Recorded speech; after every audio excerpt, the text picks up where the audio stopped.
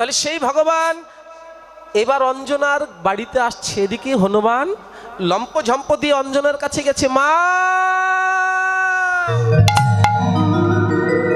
মা। কে কে কেমন করে আমায় মা বলে ডাকছে? মা, আমি তোমার হনুমান। আরে হনুমান বাবা, তুই এতদিন কোথায় ছিলি? এতদিন আমায় মা বলে ডাকিসনি, তোকে দেখিনি, কোথায় ছিলি খোকা? আস্তে আস্তে আস্তে আস্তে হনুমান বলছে, মা আমি তীর্থে গেছিলাম। যেই বলেছে তীর্থে গেছিলাম, সঙ্গে সঙ্গে অঞ্জনা বলে উঠল, খোকা তুই আমার গর্ভের সন্তান হয়ে তীর্থ দর্শন করে এলি বাবা, তুই আমার সন্তান হয়ে তীর্থ দর্শন করে এলি, আমি মা হয়ে পারলাম না। আরে ও খোকা, আমিও যাবো বাবা, আমাকে একটু নিয়ে চল না বাবা, এই মায়ার জগতে মায়ার সংসারে আর আমি থাকতে চাই না, আমাকে একটু তীর্থে তুই নিয়ে চল না বাবা, তুই তাড়াতাড়ি নিয়ে চল না। দুটি নয়নে জল ছেড়ে হনুমানকে বুকের মধ্যে চেপে ধরে মা অঞ্জনা কাঁদছে, বাবা খোকা আমায় তো একটু নিয়ে চল না বাবা। হনুমান ডেকে ডেকে বলছে, মা ও মা তুমি কেঁদো না, তোমাকে কষ্ট করে হেঁটে হেঁটে আর তীর্থে যেতে হবে না, তুমি সাজিয়ে নাও ঘৃত প্রদীপ, তুমি সাজিয়ে নাও ওই প্রদীপখানা। কেন কেন সাজাবো রে মা, তুমি বুঝলে না, যে তীর্থে দিতে চাইছো তুমি, স্বয়ং তীর্থ তোমার ঘরে এলো বলে তুমি সাজিয়ে না। অঞ্জনা বুঝতে পারছে না, সে কি রে, তীর্থ কোনোদিন হেঁটে হেঁটে বাড়িতে আসে নাকি? তীর্থধাম কোনোদিন বাড়িতে আসে নাকি? মা তুমি বুঝনি, তোমার এখনো মনের বিকার কাটেনি। মা, যে ভগবানের চরণ থেকে জগতের সমস্ত তীর্থের উৎপত্তি, সেই স্বয়ং ভগবান তোমার ঘরে এলো বলে, যে ভগবানের চরণ থেকে তীর্থের উৎপত্তি, সেই ভগবানই তোমার ঘরে এলো বলে তুমি সাজিয়ে নাও মা। হ্যাঁ, ভগবান আসবে আমার ঘরে, হ্যাঁ মা তুমি বিলম্ব করো না। শুধু ভগবান নয়, ওই যুগল মূর্তি তোমার আঙ্গিনায় এসে দাঁড়ালো বলে।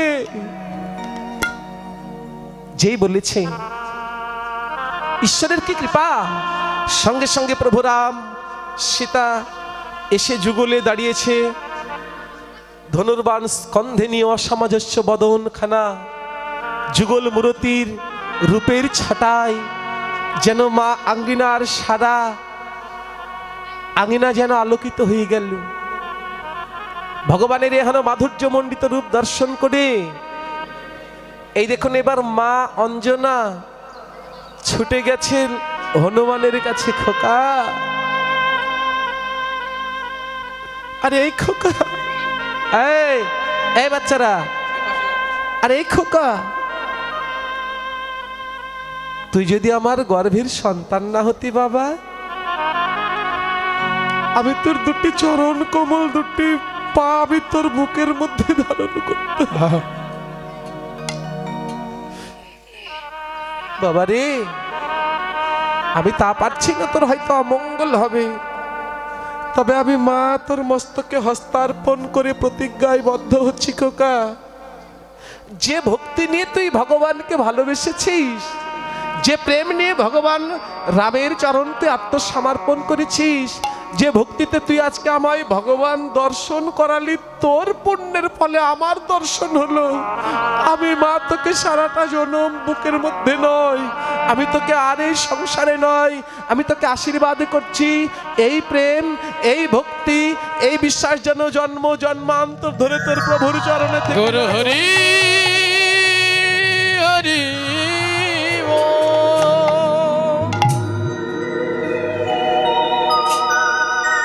এই দেখুন সনাতন ধর্মের ভগবানের এবার গুণ দেখুন।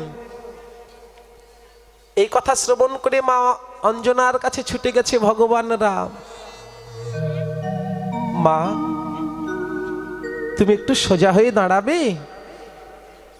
প্রভু রাম বলছে, কেন ভগবান? আমি তোমার চরণে একটা প্রণাম করতে চাই। সে কি ভগবান? সে কি গো, তুমি আমায় প্রণাম করবে? বানি জগতে সবাই তোমার চরণে প্রণাম করি। মা, হনুমানের মতো ভক্ত যে মা জন্ম দেয় তার চরণে প্রণাম না করে কি থাকতে পারি? মা, সত্যি তাই। আজকে এত কীর্তন হচ্ছে বর্তমান সমাজে, বর্তমান যুগে, এত শিক্ষা, এত প্রযুক্তি, এত উন্নতি, কিন্তু দেখেন একটা মানুষের মতো মানুষ জন্ম হচ্ছে না।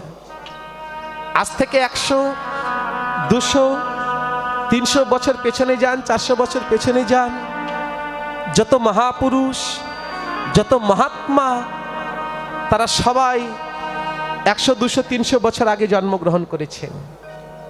যেমন প্রভু অনুকূল ঠাকুর, আমার স্বামী বিবেকানন্দ, এরকম যারা মহাপুরুষ ছিল, বাবা পাগল, গণেশ পাগল, এমন যত মহাপুরুষ ছিল, লোকনাথ প্রভু যত ছিল, শঙ্করাচার্য, যার যা ছিল, তারা সবাই পেছনে জন্মগ্রহণ করেছেন। কিন্তু বর্তমান সমাজে এমন একটা মহাপুরুষ জন্মগ্রহণ করছে না কেন? হ্যাঁ ও মা, ভালো গর্ভ পাচ্ছে না, ভালো জায়গা পাচ্ছে না। আজ থেকে 20 বছর আগে যান, দেখবেন একখানা গরু মরে গেলে আমরা ভাগাড়ে ফেলতাম, বাড়িতে একটা পশু মরে গেছে ভাগাড়ে গিয়ে ফেলতেন। ঠিক আপনি আমিও আমার এই গর্ভটা ভাগাড় করে দিয়েছি, যত মরা সব এখানে এনে ফেলছি।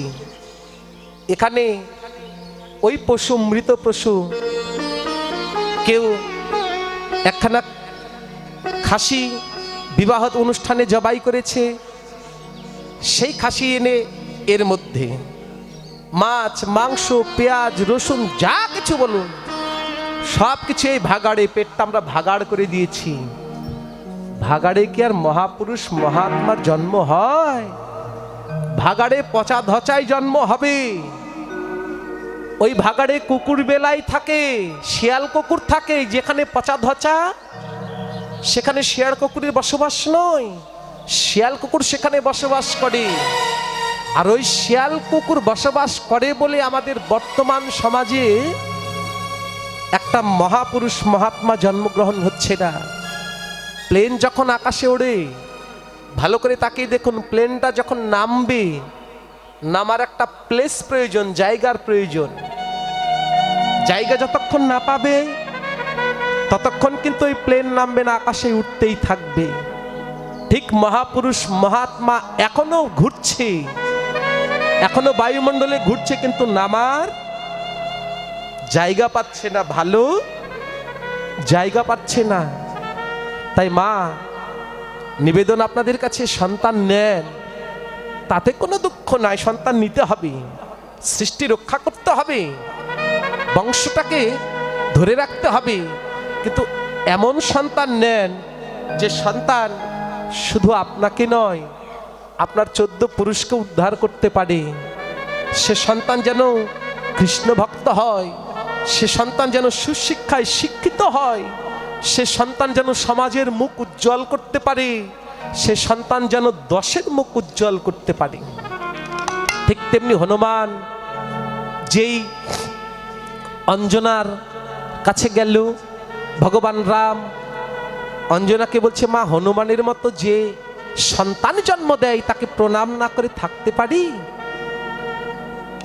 হনুমানের প্রভু রামের কথা শুনে অঞ্জনা বলছে, প্রভু, তুমি যদি আমাকে প্রণাম করো জানি আমার পাপ হবে, কিন্তু একটা কথা মন দিয়ে শুনে রাখো ভগবান, তোমাকে সুখ দিতে কি যদি আমায় কোটি জনম নরকে থাকতে হয়, আমি অঞ্জনা তাতেও খুশি। তুমি যদি আমাকে প্রণাম করে সুখ পাও, প্রণাম করো। তোমাকে সুখ দিতে গিয়ে কোটি জনম নরকে থাকতে হলে আমি তাই রাজি, কিন্তু তোমাকে দুঃখ দিয়ে আমি স্বর্গ সুখ কোনোদিন চাই না।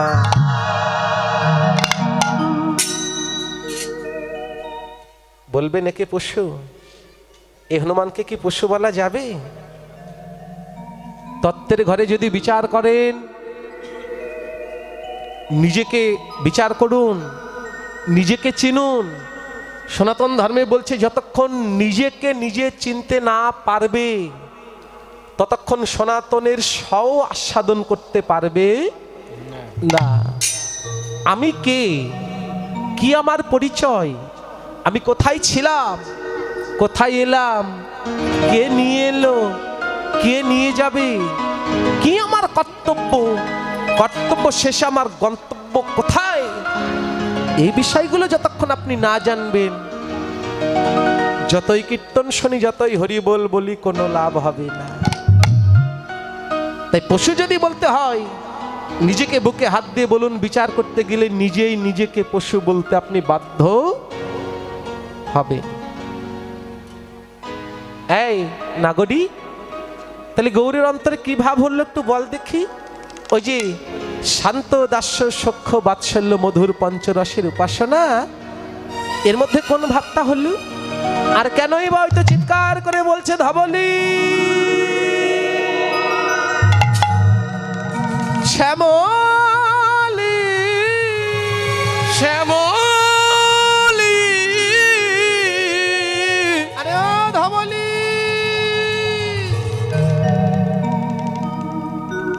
নাম শুনে কি মনে হচ্ছে গো? কোনো মেয়ে মানুষকে ডাকছে? কিন্তু না না, ধবলি শ্যামলী কোনো মেয়ে মানুষ নয়। এই দেখুন কত তত্ত্ব সনাতন ধর্মী। সনাতন অর্থাৎ চির নতুন, শাশ্বত অব্যয় অক্ষয়। তাহলে সনাতন যদি চির নতুন হয়, আপনি আমি অনুমানের ঘরে বসে থাকলে তো হবে না, কীর্তন বুঝতে পারবেন না তো। কেন ও মাইরা জানেন, আমাদের সনাতন ধর্মের দেশ হলো চারখানা। একটা হলো স্থূল, দুই প্রবর্তক, তিন সাধক, আর চার সিদ্ধি। তাহলে আপনি আমি বসে আছি কোন দেশে? স্থূল প্রবর্তক সাধক সিদ্ধি। আপনি আমি বসে আছি বাবা এই স্থূলের দেশে, প্রথম শ্রেণীতে বসে আছি। কিন্তু কীর্তনটা তার স্থূলের দেশের নয়, কীর্তনটা হলো অনেক উপরের। এই যে স্থূল প্রবর্তক সাধক সিদ্ধি, তিন স্তর পার হলে তবেই সিদ্ধির দেশ। কীর্তনটা হলো সেই সিদ্ধির দেশের। তাহলে সিদ্ধির দেশের যদি কীর্তন শুনতে হয়, অনুমানের ঘরে বসে থাকলে কোনোদিনও আস্বাদন করতে পারবেন না। যেটা সনাতন চির নতুন, সেটাই হলো আমাদের এই সনাতন ধর্ম, শাশ্বত ভগবানের লীলা। ডাকছে ধবলি শ্যামলী বলে। এই দেখুন এখানেও তত্ত্ব বিদ্যমান। কেন ধবলি? ধবলি শ্যামলী ছিল সেই ত্রেতা যুগে, দাপরে। ধবলি শ্যামলী ছিল দাপরে ভগবান কৃষ্ণের গাভী। শুধু ধবলি নয়, ধবলি শ্যামলী কাওলি মৃণালী মৃণাক্ষী চন্দ্রমুখী শ্রীদেবী, এতগুলো ভগবানের গাভীর নাম। কিন্তু এতগুলোকে ডাকছে না, ডাকছে কয়জনকে? দুইজন। আস্তে, একটা হলো ধবলি আর একটা কেই ধবলি শ্যামলী। কেন এদেরকে ডাকছে? কাওলিকে ডাকলো না, মৃণালীকে ডাকলো না, মৃণাক্ষীকে ডাকলো না, চন্দ্রমুখীকে ডাকলো না, শ্রীদেবীকে ডাকলো না। ডাকবে না? ভগবান বলছে যে আমার হয়, যে আমারে চাই আমি তারে চাই, আর যে আমারে না চায় আমি তারে নাচিয়ে দিই। বিষয় বাসনা পুত্র পরিজন সব কিছু দিয়ে নাচিয়ে দিই, অনেক দূরে রাখি। যে আমার হয় আমি তার চরণে জনমের মতো দাস হয়ে যাই। তাহলে একটুখানি বলি, আগে একটু বহিরঙ্গ বলি। সেটা কি? বৃন্দাবনে একদিন ভগবান তার নবলক্ষ ধেনু ছেড়ে দিয়ে গোষ্ঠের খেলাতে মেতেছিলেন। সমস্ত গাভীগুলো তৃণ খাচ্ছে, কিন্তু ওই যে ধবলি শ্যামলী তারা শুধু মুখগুলো উপর দিকে তুলে আছে, আর দুটি নয়ন জল দিয়ে অঝরে জল ঝরে ঝরে পড়ছে। এখন ভগবান সব সইতে পারে, নয়ন জল তো সইতে পারে না। অন্তর্যামী ভগবান ছুটে গেছে ধবলি শ্যামলীর কাছে। ধবলি, আরে ও শ্যামলী, কি গো, সবাই তৃণ খাচ্ছে, তোমরা কেন খাচ্ছ না? ধবলি শ্যামলী বলে উঠলেন, ভগবান তুমি এসেছো। যেই কাছে গেছে ধবলি শ্যামলী তার অনেক বড় জিহ্বাটা বের করে দিয়ে জিহ্বাটাকে উল্টাই নিল। জিহ্বা উল্টাই নিয়ে ভগবানের কমল অঙ্গটা চাটতে লাগলেন। এই দেখুন মা, কথাগুলো মন দিয়ে শোনো। গরু দুটি তার জিহ্বা বের করে জিহ্বাটাকে উল্টাই নিয়ে ভগবানের অঙ্গটা চাটতে লাগলেন। ভগবান একটু আশ্চর্য হলেন, সে কি গো, ও ধবলি, ও শ্যামলী, তোমাদের তো আমি বলিনি ভাই আমাকে অযাচিত সেবা করে দাও, আর সেবাই যখন করছো তখন কেন জিহ্বাটাকে উল্টাই নিলি? জিহ্বা উল্টাই নিয়ে কেন চাটছো? ধবলি শ্যামলী তখন দুটি নয়নে জল ছেড়ে দিয়েছে। ভগবান একবার ভালো করে চেয়ে দেখো, সমস্ত জীবের মতো আমাদেরও জিহ্বা দিয়েছো, কিন্তু আমাদের জিহ্বা খারাপ চেয়ে দেখো, অত্যন্ত ধারালো, খসখসে ঘামাচির মতো কি যেন আমাদের জিহ্বায় ভরে আছে, সারা জিহ্বা। গাভী আছে আপনাদের মা? আছে বাড়িতে গাভী আছে? ভালো করে চেয়ে দেখবেন, খসখসে আমাদের জিহ্বা, ধারালো। তা ওই খসখসে পৃষ্ঠ দিয়ে যদি তোমার অঙ্গটা চাটি, তোমার কোমল অঙ্গ, তোমার সোনার অঙ্গ, কোমল অঙ্গে যে আঘাত লাগবে, আর সেবা করতে গিয়ে তখন আমরা সেবা অপরাধী হয়ে যাব। ভগবান, আচ্ছা ধবলি, আসলে তোমাদের মনের ভাবটা কি আমাদের একটু বলবে? তোমরা চাও কি? তখন বললে উঠলো, ভগবান শুনেছি সাধুগুরু বৈষ্ণবের মুখে আগত কলিকালে তুমি নাকি গৌর হবে, আর তুমি যদি গৌর হও তাহলে একবার বলতে পারো আমরা কি আর তোমার সঙ্গ পাবো? ভগবান সঙ্গে সঙ্গে বলছে, ও এই ব্যাপার, ঠিক আছে, তাহলে শোনো, আগত কলিকালে তোমরা আমার আর সঙ্গ পাবে না। যেই বলেছে সঙ্গ পাবো না, ধবলি শ্যামলী তাদের তো হাত নেই। ওমা, আপনার আমার তো হাত আছে, কিন্তু ধবলি শ্যামলীর তার হাত নেই। দুটি হাত থাকলে না হয় ছুটে গিয়ে চরণ দুটি চেপে ধরত। এই দেখো ধবলি শ্যামলী তাদের অনেক বড় একটা লেজ ছিল, লেজটা ভগবানের চরণ কমলে এমনি করে দিয়েছে। ভগবান যদি আমাদের হাত থাকতো, হাত দিয়ে তোমার চরণ ধরতাম, কিন্তু তা পারলাম না, তাই আমার শরীরের একটা অংশ তোমার চরণে সঁপে দিলাম। তুমি আমাদের যে কুলে যেখানে যেভাবেই জন্ম দাও না কেন, তুমি যেন আমাদের সঙ্গ ছাড়া করে দিও না।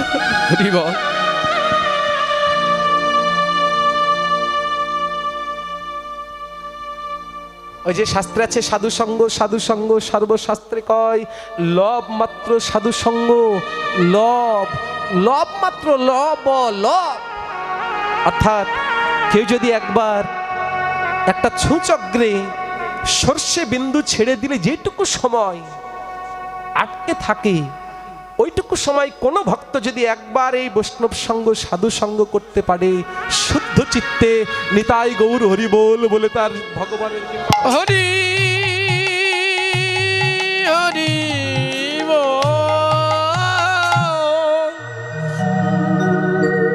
তার তত্ত্বগুলো আস্বাদন করো মা। সঙ্গে সঙ্গে ধবলি শ্যামলী ওই জিহ্বাটাকে দিয়ে, লেজটাকে দিয়ে বলছে, ভগবান তুমি আমাদের যেন সঙ্গ ছাড়া করে দিও না। এখন নাম ভক্তবাঞ্ছা কল্পতরু, কি করবে?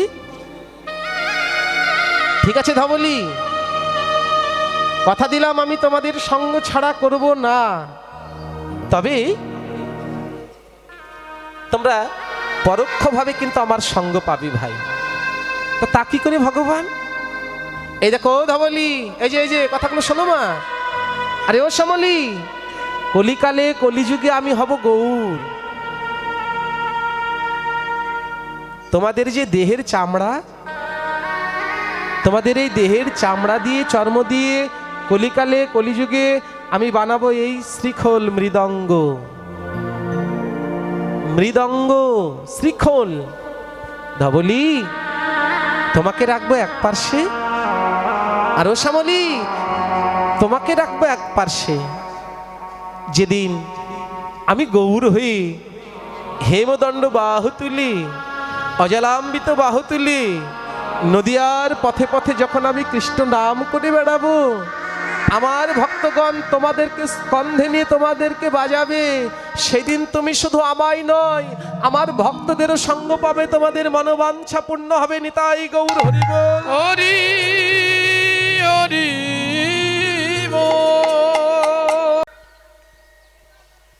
তাই ডাকছে ভগবান ধবলি বলি। কি প্রেম ছিল সেই বৃন্দাবনের লীলাটা এখন কিন্তু কলিকালে তাকিয়ে দেখুন, ওই যে আমাদের পঞ্চতত্ত্ব দাঁড়িয়ে আছে মন্দিরে, সবার মাঝখানে মানুষটি গৌরাঙ্গ সুন্দর। ও মা বলুন তো, ওনার কাছে কি কোনো গরু বাছুর দেখতে পাচ্ছেন? বাঁশি দেখতে পাচ্ছেন? সিংহাবেনু কিছু আছে কি? নেই। তাহলে ডাকছে কেন ধবলি শ্যামলী বললি? তাহলে কলিযুগে কি ধবলি শ্যামলী নেই?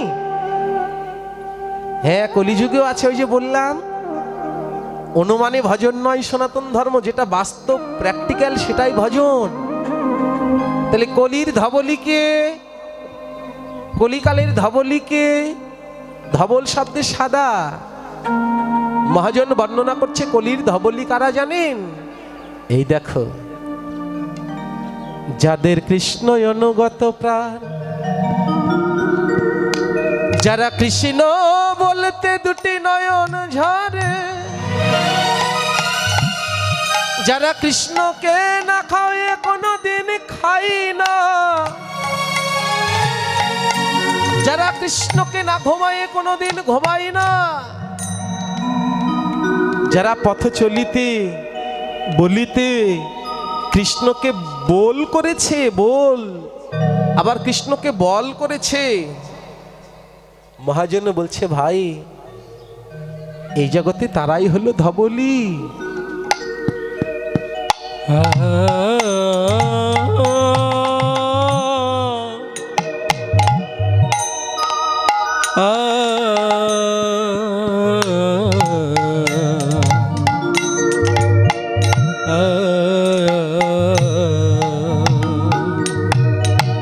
দেখো এই জগতে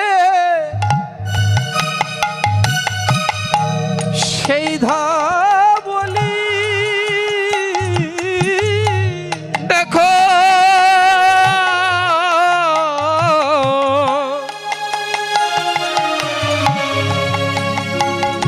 ও দেখো এই জগতে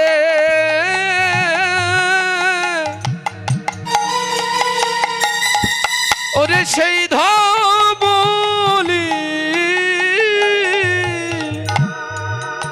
যাদের কৃষ্ণ বলতে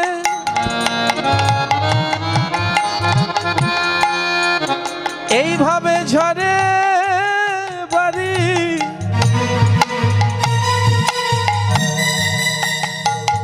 ভাবে এই জগতে সেই ধবলি, ও যাদের কৃষ্ণ বলিতে বাড়ি, ও দেখো এই জগতে ও গো সেই ধবলি, জানা কৃষ্ণ বিনে আমার গৌর বিনে আনে জানে না। তাহলে ধবলি কারা বুঝতে পারলেন তো? ও ভাইরা, ধবলি কারা বুঝতে পারছেন? তাহলে এ জগতে যারা কৃষ্ণ অনুগত, ভগবানকে দিয়ে পায়। ভগবানকে যারা নিয়ে যায়, অনেকে নিয়ে আসেননি,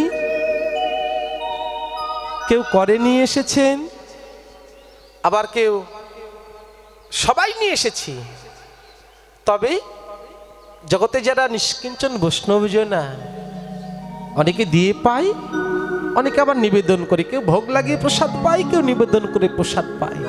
তো জগতে যারা ওই ভোগ লাগিয়ে প্রসাদ পায়, জগতে যারা সদ্গুরু কৃপা লাভ করেছে, জগতে যারা আপনাদের মতো বৈষ্ণব হতে পেরেছে, মহাজন বলছে এই জগতে তারাই হলো ধবলি। বাকি রইল শ্যামলী। শ্যামলী কারা? এই দেখো, আপনি যখন হরিনামের মালা হাতে করে নিয়ে কীর্তন আসরে আসছেন, অনেকে আপনাকে দেখে বলছে, ও দিদি কীর্তনে যাচ্ছেন নাকি? হরি বল। এই যে নাক ঝাটকাই না, না আপনাদের দিকে এইরকম নাই, আমাদের রাজশাহী তো অনেক আছে এইরকম। এই নাক ঝাটকানা পার্টি যারা নিজে কোনোদিন হরিনাম করেনি, করে না, আবার অন্যরা করলে তাদের আর জ্বালাস হয় না, এমন পার্টি নাই মা এ জগতে। বলছে তারা হলো শ্যামলী।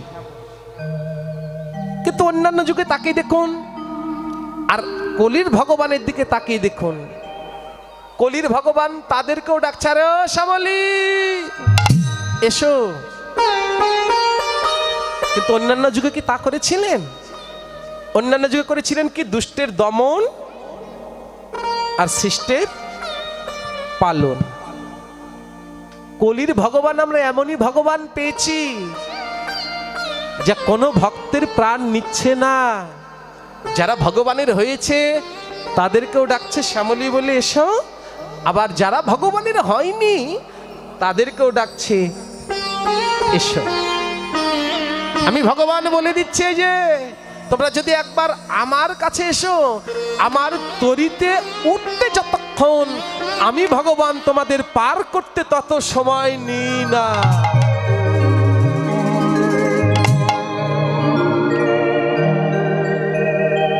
আমার তরিতে উঠতে যত সময় লাগে আমি পার করতে তত সময় নিই না। কেন? কেউ যদি মনে করে আমি বাসে চড়ে ঢাকা যাব, মধুপুর থেকে আমি ঢাকা যাব বিনিময় গাড়িতে, কিন্তু মা এই মনে করে থাকলে কি হবে? আগে সেখানে গিয়ে বাসে উঠতে তো হবে নাকি, তবেই তো যেতে পারবেন। ঠিক তেমনি কেউ যদি পার হতে চাও, তাহলে আগে সব কিছু পরিত্যাগ করে হরিনামের তরিতে তোমাদের উঠতে হবে। কেন? ওই যে হরে নাম হরে নাম হরে নামই বা কেবলম কলো নাস্তৈব নাস্তৈব গতির অন্যথা। হরি নাম বিনে তোমাদের গতি নাই, গতি নাই, গতি নাই। তাহলে প্রশ্ন করতে পারেন, দাদা হরিনাম তো অনেক করি। ও ভাইরা, হরিনাম অনেক করি।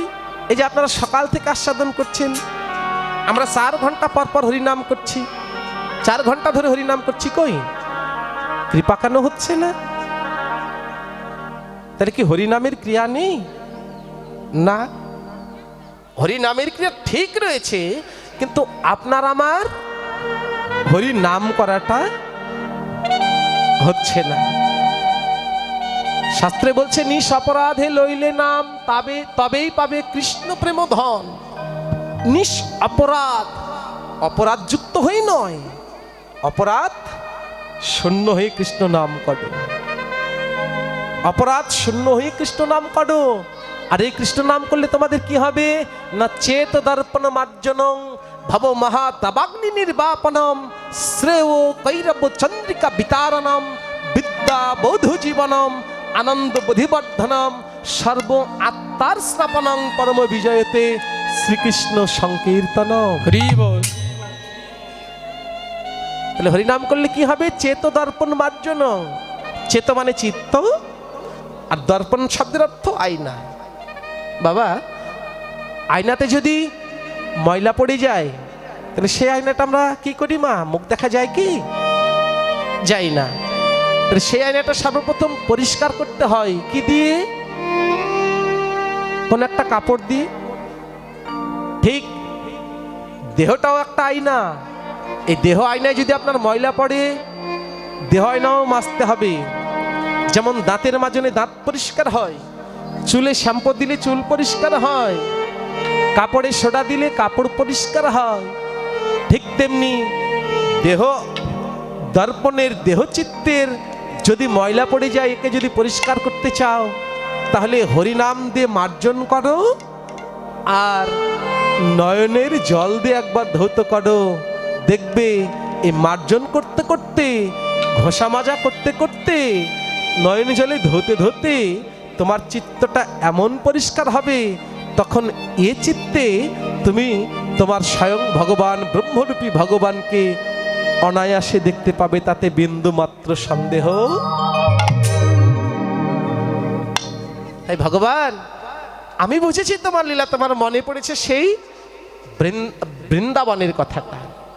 কি না, ধবলি শ্যামলি বলে সঘনে ডাকছো, তোমার সখ্য প্রেম, ভাইয়ের সঙ্গে ভাইয়ের যে প্রেম, বন্ধুর যে প্রেম, এই প্রেমের কথাটা তোমার মনে পড়েছে, তাই তো তুমি ধবলি শ্যামলি বলে ডাকছো। ঠিক এমন সময় গৌরীর অন্তরে আর কি হলো, বৈষ্ণব কবি বাসুদেব ঘোষ লীলা দর্শন করে বলছেন, এই দেখো আর কি হয়েছে। ওগো সিঙাবেন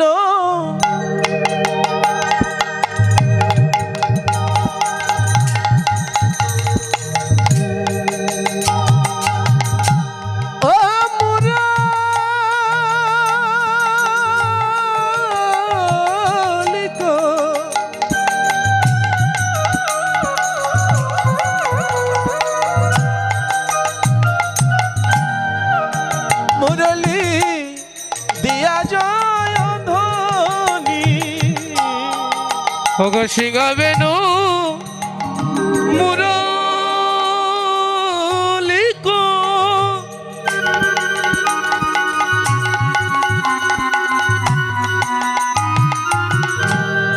ওগো দিয়া জয়ের ধ্বনি, আহা হই হই বলিয়া গোরা হীরায় পাচনি, আর হই হই বলিয়া গোরা হীরায় পাচনি, হই হই বলিয়া গোরা হীরায় পাচনি, হই হই বলিয়া গোরা হীরায় পাচনি। সিঙাবেনু মুরলি করিয়া জয়ের ধ্বনি, হই হই বলিয়া গোরা ফিরাই পাচনি। হ্যালো মা, সিঙা, এ সিঙা কার কাছে থাকে গো? আমার ইউটিউবে চলে নাকি? এই যে কীর্তন মিডিয়া দাদা, খুব ভালো দাদা আছে, সবাই চলে গেলে এটা যাবি না, এটা থাকবি, খুব ভালো। এনার চ্যানেলে ভালো ভালো কীর্তন আছে, কীর্তন মিডিয়া 10 লিখবেন, অনেক কীর্তন আসবে, আপনারা শুনবেন। আমাদের অনেক কীর্তন ছাড়া আছে। কীর্তন মিডিয়া 10 সকল সনাতন ধর্মে যত বড় বড় কীর্তনীয় আছে, কীর্তন হয়েছে নাম কীর্তন লীলা কীর্তন, এই যে কীর্তন মিডিয়া এই চ্যানেলটি, সকল কীর্তনীয়দের কীর্তন এই ইউটিউব চ্যানেলে পাবেন আপনারা। সনাতন ধর্মীয় অনুষ্ঠান ইউটিউব চ্যানেল কীর্তন মিডিয়া, আপনারা সাবস্ক্রাইব, নতুন নতুন কীর্তন আপনারা সাবস্ক্রাইব করবেন। এবং অষ্টকালী নীলা কীর্তন, গীতা পাঠ, মহানাম যজ্ঞ অনুষ্ঠান, এক নাম নীলা কীর্তন, আপনারা সকলেই ওই চ্যানেলে সাবস্ক্রাইব করবেন। গীতা পাঠ, ভাগবত পাঠ সকল কিছু এই চ্যানেলে দেখতে পাবেন এবং সকলেই দেখবেন এবং বেশি বেশি করে শেয়ার করবেন, যেন সকলের মাঝে দাদা আরো ভালো ভালো কীর্তন আপনাদেরকে উপহার দিতে পারে। কীর্তন মিডিয়া সকল ভক্তগণই এই চ্যানেলটি দেখবেন। হ্যাঁ, তো গৌর হরি বল, হরি বল, হরি বল। আমার এই দাদা আমার অনেক কীর্তন সেরেছে বাবা। আমার এই কীর্তন মিডিয়া 10 লিখলে বহু কীর্তন, আমার কীর্তন, অন্যান্য কীর্তন, বাউল গান, কবি গান, শব্দগান, লীলা কীর্তন, নাম কীর্তন অনেক কিছু পাবেন। আপনারা এই চ্যানেলটা সাবস্ক্রাইব করবেন, এটা আমার অনুরোধ।